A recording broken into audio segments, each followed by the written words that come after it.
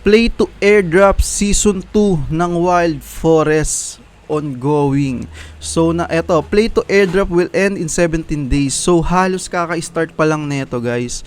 So mabilis lang to. Gumawa na rin ako ng video about dito sa Play to Airdrop na to, kung ano mga kailangan tapusin, ano yung mga strategies para mas tumaas yung rank nyo, kung free to play ba kayo. Ilalagay ko sa caption yung link ng video about doon sa Play to Airdrop para meron kayong idea and alam nyo kung ano mga gagawin nyo para makapasok sa top 8K. Top 8K ang kailangan dito, ha. So malaki ang chance na makapasok kayo sa Play to Airdrop, kaya kailangan nyo na mag-start.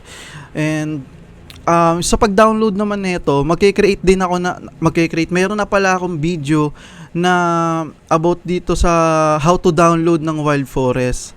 So ilalagay ko rin sa caption yung how to download ng Wild Forest sa inyong mobile phone. Ano yung mga kailangan na i-create, katulad ng Mavis, Ronin, ilalagay ko dito sa caption.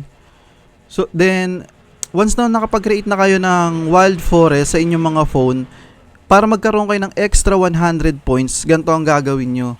So meron kasi ditong friends invited. So meron akong bibigay sa inyong code. Eto, kunya nakapag-create na kayo ng Wild Forest nyo. So click nyo tong tatlong guhit para magkaroon kayo ng plus na 100 points agad-agad.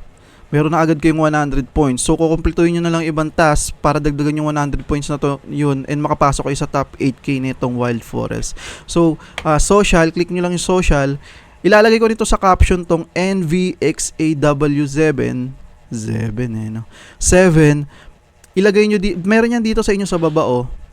Ilagay nyo lang to, etong